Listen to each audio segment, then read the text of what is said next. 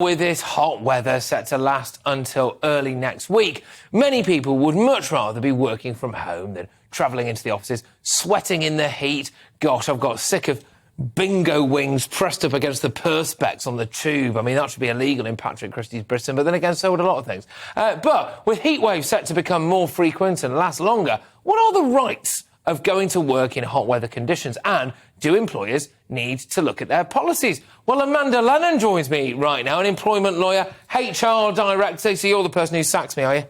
Maybe. Yeah, it's been a long time coming, don't worry. But so can you refuse to go to work if it's too hot? Well, there's no legal right to say, I don't want to come to work because it's too hot, but the Health and Safety Executive sets rules for employers, so they have to provide reasonable working conditions.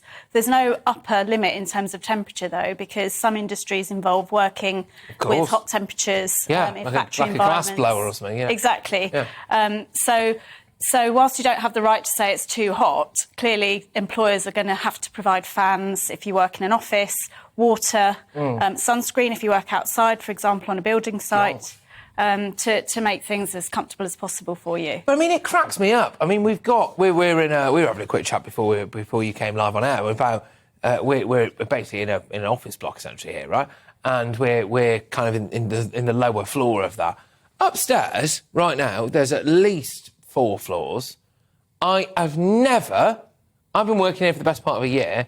I have never seen anyone in the office just above us, right? They threw the world's least well-attended Pride event, where they just put some rainbow flags out, no one turned up, right? I have never seen anyone. So actually, working from home now is clearly just a thing, isn't it? And are you allowed to... Can I now say... Well, I don't want to, but can I now say, look, I need to do this show from home?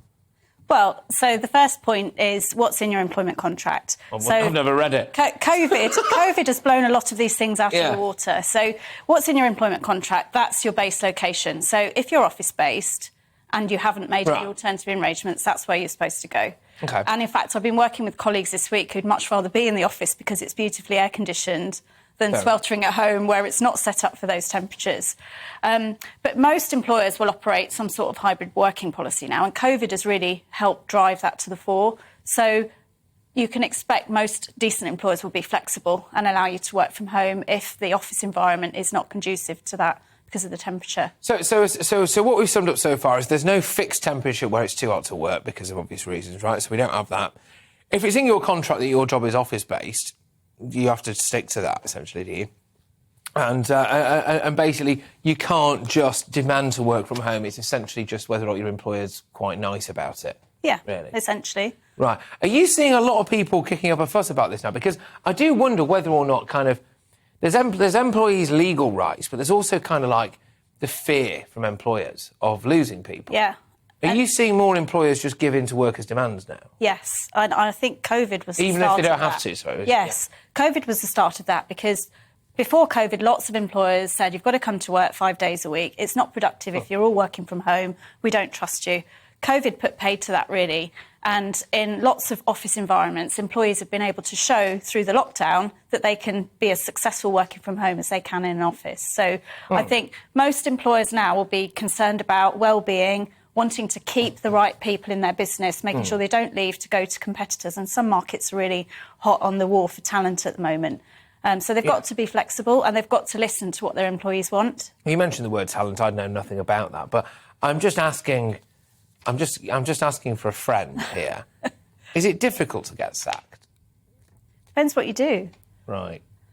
So, what have you done then? Nothing. No, absolutely nothing. No. No, a friend of mine has done some terrible things that really should have been sacked for. But no, not me. No, but seriously, if you're on a contract, I mean, you have to commit like just absolute out-and-out gross misconduct in order to be fired. Yes, crucially sacked. Yeah. So gross misconduct is at the most serious end of what you could do to generate being dismissed, but the employer still has to follow a fair process. So, so it depends on each. So what you're saying to me is deny, and hope that they don't have the proof.